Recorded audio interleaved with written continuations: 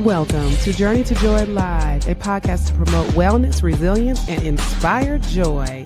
Be empowered to balance your mental, physical, financial, aspirational, and social health while providing mental health awareness and breaking down the stigma of mental illness in the Black community.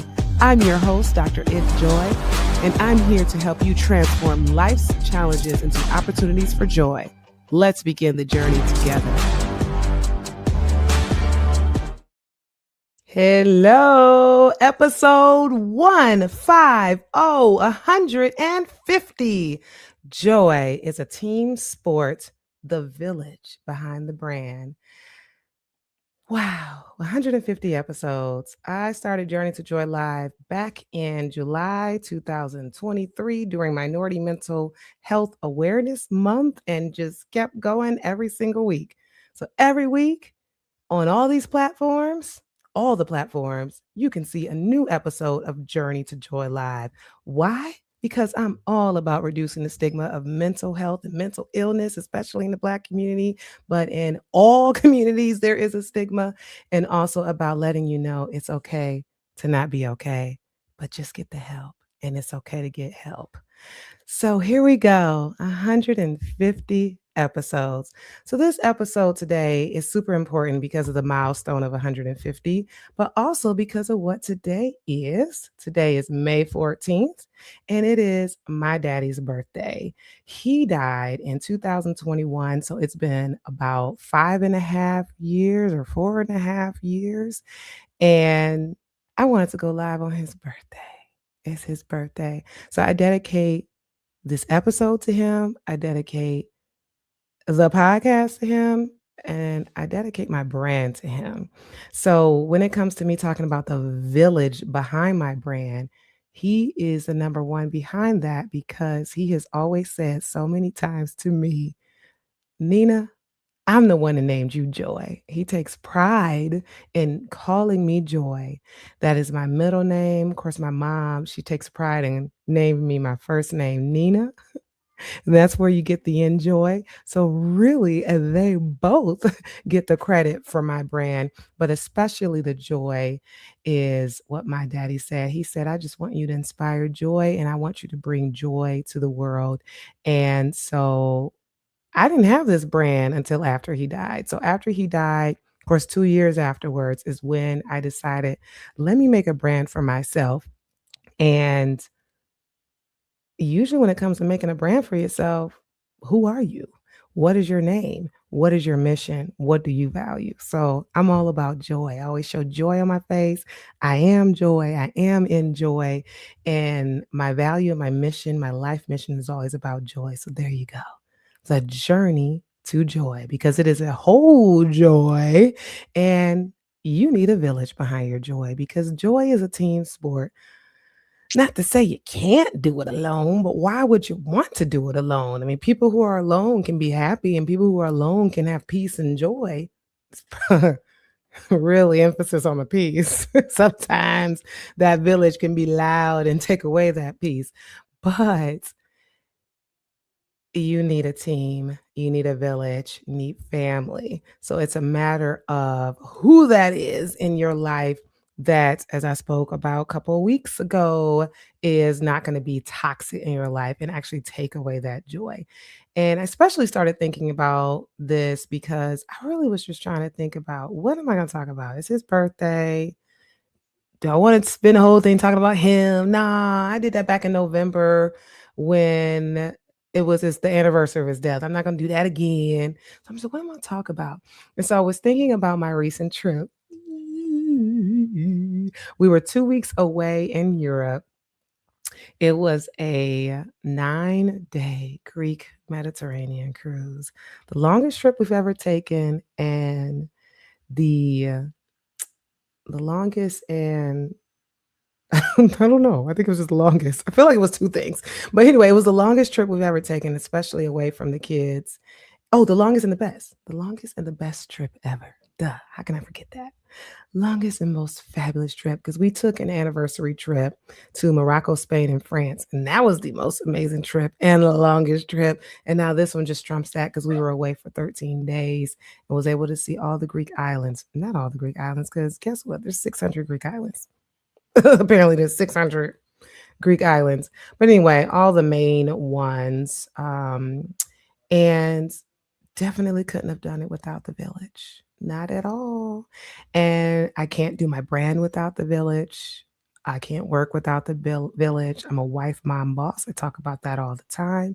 You need your village. Who is my village? Well, definitely my husband, my mom, my husband's mom, so my mother-in-law, my husband's sister, my sister-in-law, as well as my sister, all of them played a role in us being able to go away to this long, long, long trip that ended up being the best trip ever, as well as a new nanny who is a part of our village as well. So nobody had the kids for more than 4 days in a row. So we pieced it together, flew my sister down, hired a nanny, and of course, we already had our close-knit the moms and the sister. So, it was really nice, and if you're watching and listening, thank you so much, because we can't do trips like that without you, so appreciate that. And also, May is Mental Health Awareness Month, as everyone knows. And of course, Mother's Day just passed. Happy belated Mother's Day for all the moms. And you may not realize it, but the Inspired Joy for the Wife, Mom, Boss, balancing it all without losing yourself. It is a play off the Enjoyno, which introduces the Inspire Joy method that helps you balance your mental, physical, financial, aspirational, and social health. This is a journal, and this has practical tips for the wife, mom, boss, or the person who just juggles all these roles. So, whether you're a mom or not, or want to take care of the mom in your life, the Joy Bundle, because together they are the Joy Bundle, is on sale for the month of May, Mother's Day special, Mental Health Awareness Month special for just $30. It's typically $40 for the whole Joy Bundle. So you need to tackle that and go to Enjoy Life. I'm trying to pull it up. No, that's the wrong thing. There we go. There we go. There we go. Go to drenjoylife.com and it is for $30. The last time it was on sale, as you can see, was for $35, but now it's on sale for $30. So go to drenjoylife.com and grab that. If you don't want the personalized signature or the sale, the books are still on sale for not on sale, but they're sold on Amazon. So definitely partake in that. Why try to tackle joy alone, whether it is not asking for help or not using resources for help? So it is definitely very important for you. And what stops people from asking for help and seeking help because they feel like they're a burden? A lot of people, especially when they get older in life, they just feel like they don't want to ask people for help. They don't want to look bad. They don't want to look like they're weak, and they don't want to be a burden on others. But then if everybody's doing that and nobody's helping each other, we're all doing this alone and carrying the weight alone for what and why? Why do that? When if you had the help, you can do those things. And yes, I'm using the trip as an example because if we didn't have our village and we decided not to ask them, we still gonna travel. We take the kids, but if you're a mom and you've traveled with kids, even if you have a spouse to travel with or not, it can be a little bit stressful. So it's nice to have the family trips and it's nice to have the trips where it's just you and your spouse. You need that to rejuvenate and to be able to come back and be the best parent ever. Because as I mentioned many times, parenting is hazardous to the mental health. It's like so sad to say, but it is. Surgeon General, about I think it was like a year and a half ago at this point, wrote an article stating that parenting is hazardous to mental health. So it's really important to get in time for yourself, self-care, prioritizing yourself so that you can be able to build into them. Because if you're if you're stressed out and you're not your best self, how can you be the best parent? You cannot pour from an empty cup. So I think it's important for you to do a village audit. Who is my village? Who do I have? Who is going to be that person that I go to? Hey, hubby, he's watching. See, now I can put you on here. I told him to watch from Enjoy Life so his comics can come up on the screen. Thank you, Juan. So do a village audit. It only takes 5 minutes. You could do it this week. Write it down. The people who you actually rely on, not just the people you love, but who actually shows up. There's a lot of people in your life, whether it's friends or family, that you love, and they're great, and you're there for them, but maybe they don't show up for you. Who do you rely on? Who actually shows up? Who A lot of people say, I don't have a village. I don't have family. I don't have parents in the city. I don't have anyone. Do a village audit. Who is there? Somebody is there. And who do you have to bring to be a part of your village? Maybe you have to hire somebody. Who can you call when you're overwhelmed? Because even if you're a single mom, whether you have 1 kid, 2 kids, 3 kids, 4 kids, 5 kids, or you are in a relationship, you are in a marriage, you can still get overwhelmed. So, who can you call on when you're overwhelmed? Because when you are alone and you don't have a village to rely on, it is so difficult to parent while you're overwhelmed. Who helps with your kids? Who is that person that you can rely on that actually helps? Who checks on you? Are you always checking on other people? If your list is short, if your list is empty, it's not failure, it's just information. Maybe it's just something to think about. Why isn't there anybody on this list? Do I keep pushing people away? Am I feeling like I would be a burden if I ask for help? Is that your reason in not asking for help? So it's definitely important for you to reflect on, why is there no village? Is it something that maybe you're just not asking for help, or is it just that the people don't exist, they're not there? So after you do that village audit, you got the information. Now make one specific ask this week. What's one thing you can ask for help on? Stop saying, I don't want to bother people. That mindset is costing you your mental health. May is Mental Health Awareness Month. Start to look at and evaluate your mental health and who you can ask for support or for help, or that can be there for you to assist. So maybe that action item that you are specifically asking for, hey, can you watch the kids for 2 hours? Can you check on me this week? Give people permission to check on you. That is important. Maybe people don't realize it's okay to check on you because maybe in the past you've been like, why are you asking me that? Get out of my business.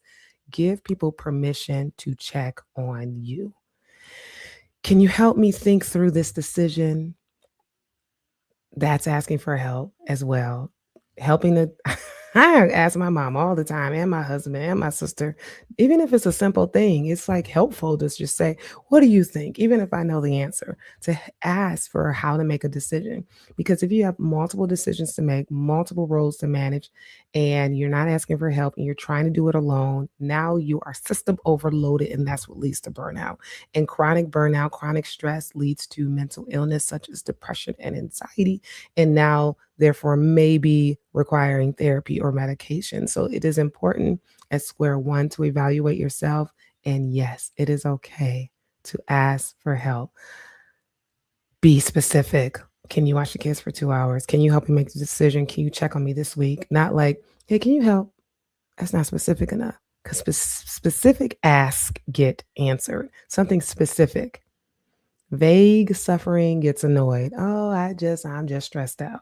People are just like, okay, what am I going to do with that? But if you have a specific ask, it's helpful. It's kind of similar to when people lose someone, and some people always reach out, oh, just let me know what I can do for help. Like on the flip side, that person should be specific. Hey, I can help get the flower arrangements for the services, or I can do meal prep for you for the week or whatever it is. So that's on the flip side where a person is asking, how can I help? Be specific to that person. So the other way around, when you are asking for help, be specific to what your needs are so that they know what to do. Because maybe they might help with something and they help you with the wrong thing. And that's not even something you needed help with. Look, I need help with gas, whatever that thing is. The next thing is schedule support like it's an appointment, just like you should schedule self care like it's an appointment, prioritizing yourself, getting it on the schedule. If it's not scheduled, it's not supported. If you didn't talk to that person and give them a specific ask, it's not supported. Put your support on your calendar the same way you put the support that you put on everybody else on the calendar. Therapy's on the calendar for those who have therapy. You know, the next time you have a therapy visit, hopefully there's a girls' night on the calendar. Let's get the date night on the calendar. Let's get the solo reset time on the calendar. If it's on the calendar, if it's listed, if it's written down, it will get done the same way you write down work. And all the stressors, the parenting stressors that you have, write that down too. Because maybe that's why one of the reasons is things are so overwhelming because it's just all jumbled up in your head and gets the racing thoughts start to happen and the stress and the burnout start to happen and you get overwhelmed. Again, I've said this multiple times. When you have multiple roles, it's important to not multitask. It is okay to not multitask. Trying to do work while you're also trying to parent creates stress and burnout. Just do one thing at a time. And I've done a great job doing less of that. At first, I used to just feel good about being able to do work emails um while parenting. The kid is around and oh, I'm doing this. Why is that so fulfilling to be able to do multiple things? And then I realized I was more irritable at them for interrupting my work or more irritable about what's going on at work because that's interrupting my parenting. Just do one at a time. So, anyhow, get the support on the calendar so that you know that you are supported and that it's going to happen. So, you already have your list and you already know who you can rely on. So, you did that first.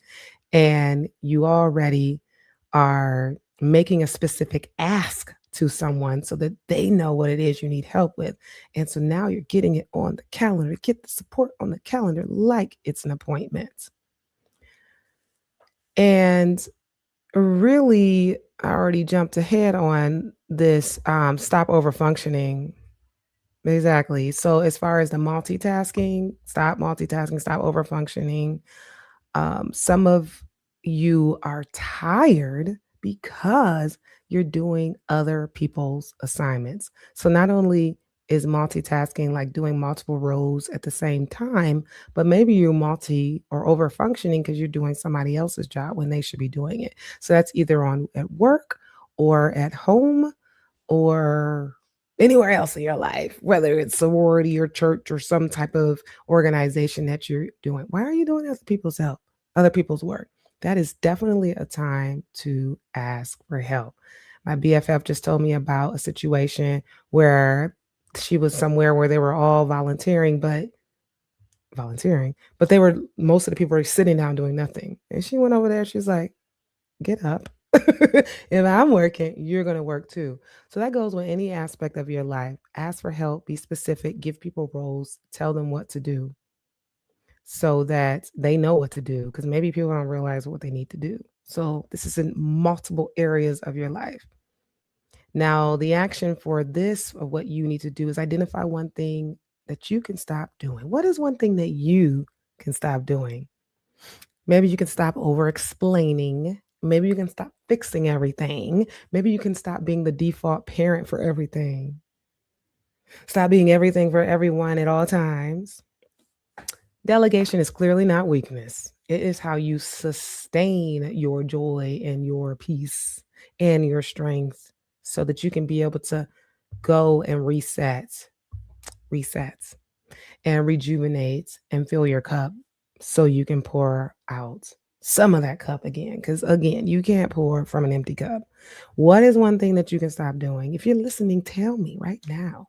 Make a comment. What is one thing that you can delegate to someone else? Create a relief list. With that said, your village isn't just people, it's systems. I think that was last week we were talking about systems, the guest that I had. So we were talking about ADHD and burnout. Basically, how do you know the difference? And one of the devices that she gave was just like having a system in place.